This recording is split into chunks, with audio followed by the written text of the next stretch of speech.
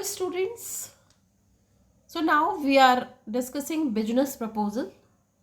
So let us see what is definition. A business proposal is a formal written document. So please take care, that's a formal first of all and written document from a seller to prospective buyer, right? So he is writing to a prospective buyer that he's in other words he's requesting to buy our product and or services. Its primary purpose is to persuade the potential client to purchase a specific product or service. So he's persuading, right, convincing for his specific product or service. Unlike a general sales pitch or brochure, a business proposal is a tailored solution to specific problem and need identified by the client. So I gave you another one example. It clearly outlines the scope of work. So what is proposal? Especially in proposal he mentions the scope of work and the proposed solution, and he gives solution, right? Proposed solution, the need or identified by the client. It clearly outlines the scope of work and proposed solution and the timeline and the associated cost, demonstrating why the seller is the best choice of the job. I tell you the example. Suppose there is an institution, academic institution, which is uh, established recently 5-6 years back, for example.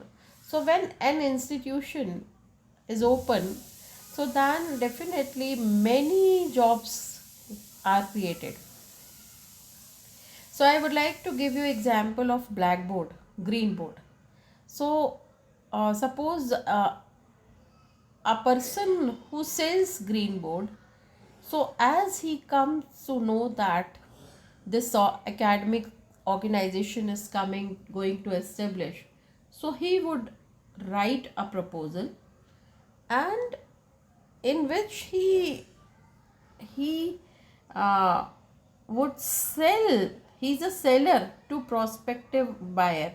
So who is the seller? The person who sells green board. And who is the buyer?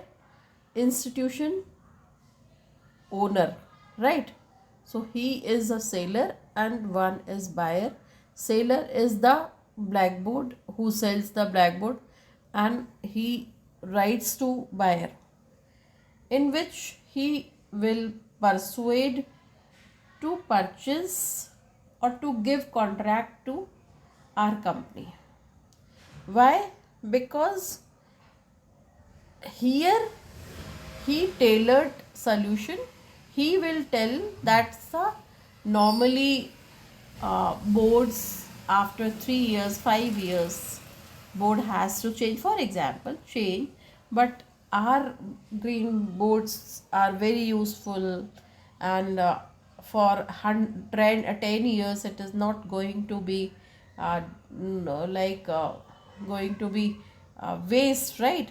So please buy from us something. So this is, and suppose after 2 years the person may give another proposal that this is new kind of green board which are very useful and 10 years guarantee, right? Nothing is going to be happen up to 10 years, so please replace all the boards and something like this. So it clearly outlines the scope of work, the proposed solution. Another example I would like to give. In my college, the girl has started, that's a food chain.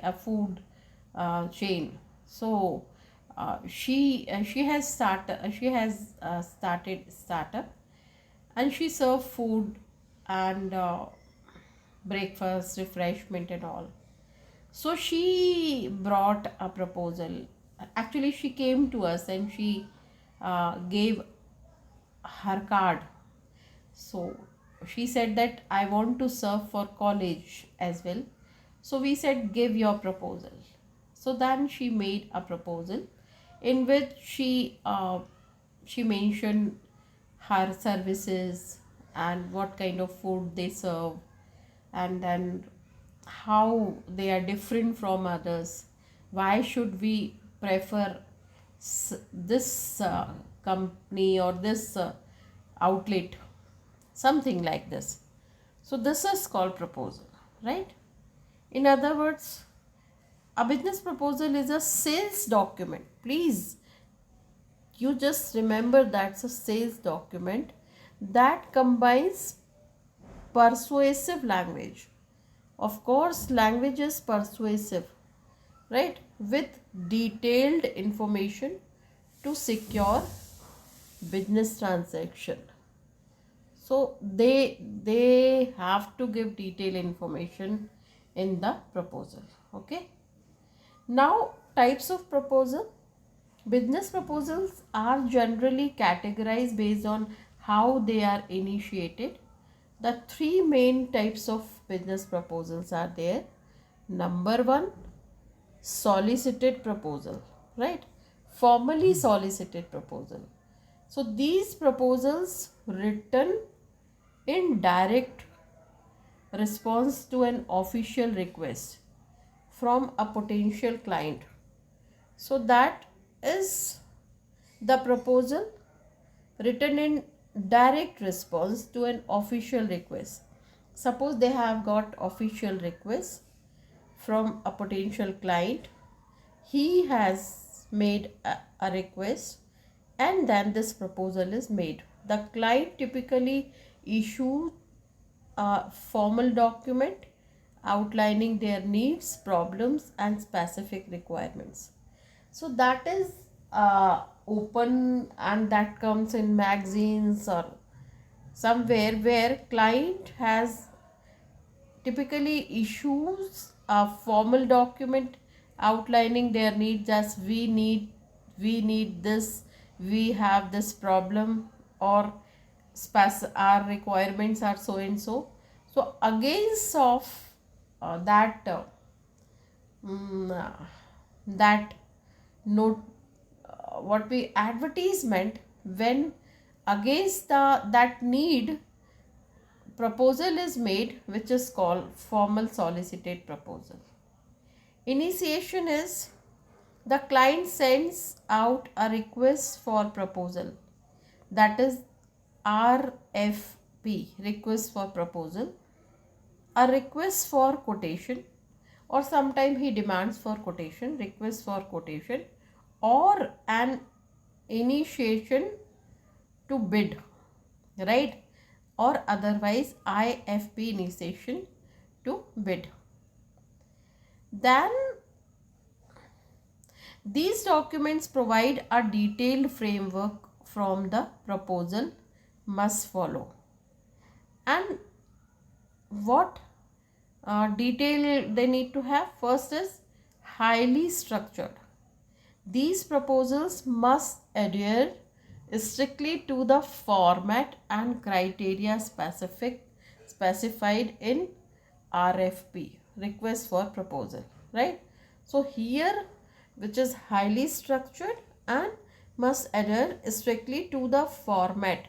You have to fill each and every corner, and criteria specified in RFP, where you have to fill all the columns, right? Failure to follow the instruction can lead to immediate disqualification. If you don't follow, if you don't fill all the columns, then your proposal will be disqualified. Number two, competitive.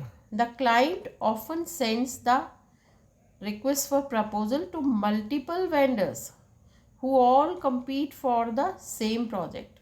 So you are not all alone, whom they have sent requests. Others like you, other shopkeepers or other many companies, the same are the same RFP may send. So the proposal is a direct comparison of your company's capability against those of your competitions. So you are not in only in the queue, many are in the queue, and many have been sent the same are that's a same RFP. Now, number two, emphasis on compliance. The focus is on demonstrating that your company can meet all the client requirements, both technical and logistical. So the focus is on demonstrating that your company can meet all the client's requirements, both technical and logistical. So that they expect that you have to follow, you have to fulfill all the demand technically, whether it is technical or logistical. For example, a government agency issues an RFP for a new IT infrastructure. So they have sent requests for proposal, and then a tech company responds with detailed proposal outlining how they will meet all the hardware, software and security requirements. So they have to give detailed information. That is called formal solicited proposal. Number two, informally solicited proposal. As name suggests, these proposals are also requested by a potential client, but the request is more casual and less formal. That is not much formal than an RFP. It often arises from an initial conversation or meeting. That is when during any discussion, suppose they come to know that you run the same business and they need for the product, same product, so then they may approach you. You may be requested for the proposal. So the client might say something like, could you send us a proposal for that project we just discussed? This way, that's a little bit informal. Or send me something on paper that outlines your services and costs, so that during any other meeting and then informal meeting, and if you discuss about your services, your products, so they may you may be told that send me something on paper that outlines our services and costs. So that way you may be requested. So as name suggests, that's a little bit not informally solicited proposal, solicited but informally. So that is less structured, while still a professional document. This type of proposal does not have a rigid format to follow. You have to fill, but not as that's a formal solicited. And then you have more freedom to structure it in a way so that you can change the structure, little bit structure that best highlights your strengths, so that according to your strength you can change the column, you can highlight um, your services, right?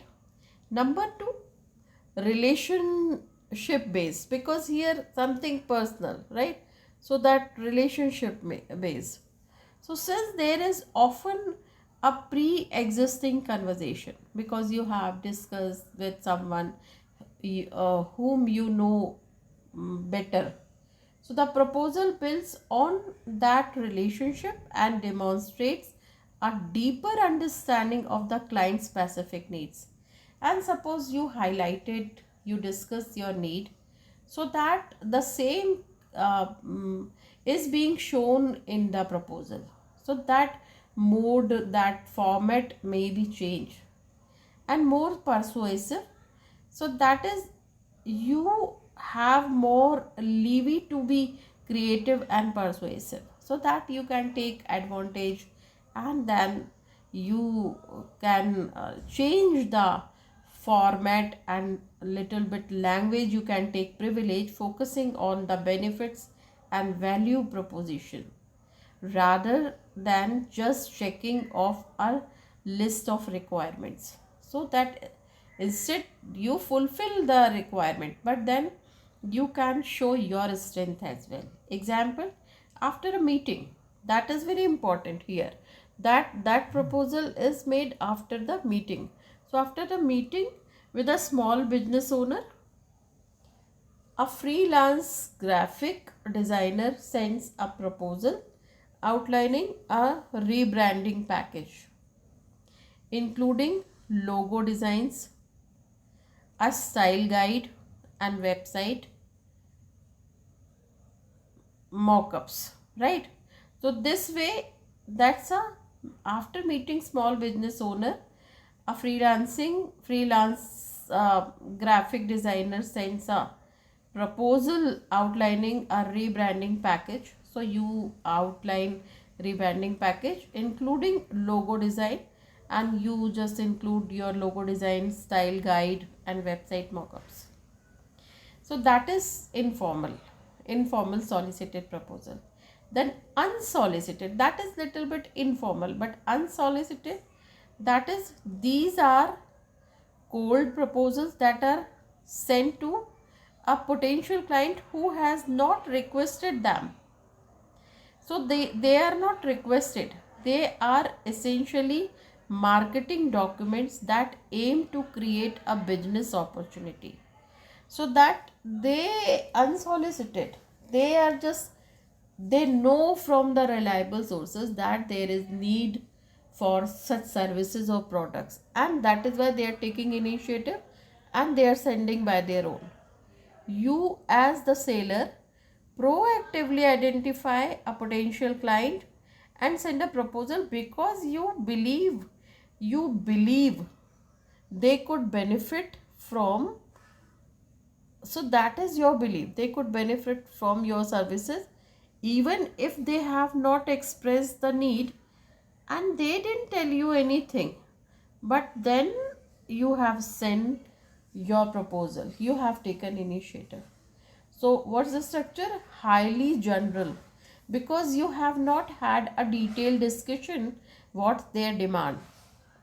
The proposal is often more of a general overview of your services and capabilities. So you are highlighting your services and capabilities, but you don't have idea.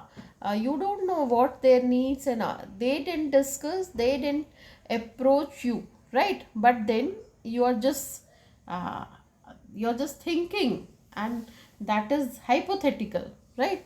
And then you are sending your proposal. Number two, creates the problem. A key challenge of an unsolicited proposal is that you first have to convince the client, right? You first have to convince the client that they have a problem or an opportunity they have not recognized. So that you have to tell, right? You have to convince them. That creates the problem. Means the key challenge is that in this proposal, that first you have to convince the client that they have a problem or an opportunity they have not recognized. And you may realize that them that they are going to face such problem, such and such problem, and that's why we have solution of it this way. Then showcases expertise. You have to show the expertise, right? So that is, the goal is to establish your credibility, right? and expertise. So that what's your credibility, what's your expertise, and positions yourself as a thought leader who can offer valuable solutions. So you have valuable solutions, so you have to show that why you're different, what expertise you have. Example: a cybersecurity firm sends a general proposal to all law firms in the city. Right? Cybersecurity sends a general proposal to all law firms in a city. Right? Highlighting common security vulnerabilities in the legal industry and offering a standard package to address them. And then for common security vulnerability, right, to legal industry, if you don't take uh, these precautions, suppose very simple example is that's a virus, right? So if you don't have antivirus in your phone, so that your important files may be hacked, something like that, so you have to take training or this software, so this way, right? So this is initiative which is taken by unsolicited proposal. They take initiative and they feel that you may be you may face some problem, and that is why they take initiative and they send proposal, right? So but then they have to show their expertise, right? Now, key details and components. Regardless of the type, a successful business proposal should include the following core sections. So, I will discuss it later because, okay, here I am telling you that the focusing on core section to be considered. So, that what they said, that regardless the type, whatever the type, right? A successful business proposal should include the following core sections to be considered comprehensive and professional. So how a comprehensive and professional proposal can be made? Number 1, title page. Your company's name, right? Client's name, whom you are addressing, and proposal title, what you do, and date. What? Company's name, client's name, proposal title, and date. Number 2, executive summary, right? A concise, high level overview of the entire proposal. So in the beginning you have to just give the summary, that is overview you have to give, and it should state the client's problem and your proposed solution and highlight the key benefits. These are the problems and these are the solutions of it, and highlight the key benefits, and if you take our product, so what kind of benefits you are going to get. Then problem statement. What? A clear and detailed description of client's challenge or need, demonstrating your understanding. So that you have to underline what is the problem. It should be clear and detailed description of the problem, right? What challenge or need. So it should be highlighted. Then propose solution. Then you have to give the solution, a step-by-step plan of how your product or service will address the client's problem and focusing on outcomes. And then these are the problems one by one, and then how you're going to give the solutions. So that client's problem, focusing on outcomes. So that how, what are the outcomes if you face such problems, and what are the solutions you have. Then scope of work and deliverables, right?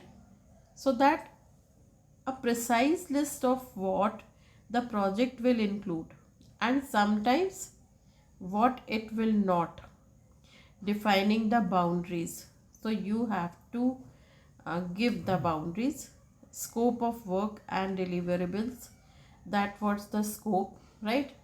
So a precise list of what the project will include, what if you are going to give, and sometimes what will not, and very clearly what services you are going to give and what not, defining the boundaries. So you have to define the boundaries. Then timeline or project schedule, a realistic and detailed schedule for project completion, when it is going to be finished, often broken down into phases. In first phase we are going to do this, second phase this, three last phase this, whatever the phase is, right? And then pricing and investment, a clear and then itemized breakdown of costs, including any payment terms. Each and everything should be very much clear. Then about us or company's credentials, information about your company's history, mission, expertise, past success, testimonials, case studies. You have to attach along with. What's your success, what's your history, what did you achieve, what's your expertise and all. Then terms and conditions, then the legal and contractual details of agreement, very important, right? So that is, you have to you may use like a stamp paper or something like this. Then signature block, a space for both parties to sign and formalize the agreement. Without sign, it is not authentic document. We had already discussed about it in the class. So these are the um, sections, different sections we have to follow. Title page, then executive summary, then problem statement, right? Then proposed solution, what solution you have, scope of work and deliverables, what you are going to deliver, right? Timeline or project schedule, at what time you are going to complete, how many phases, like different phases this work will be conducted. And then pricing and investment, then about the company's credentials, if you have any work or experience or photos and all, so should be attached. And then terms and conditions, what your terms and conditions, and sign for both the parties, buyer and seller. So this is something about business proposal. We are going to discuss more about it, but today this is for today. Thank you so much. God bless you.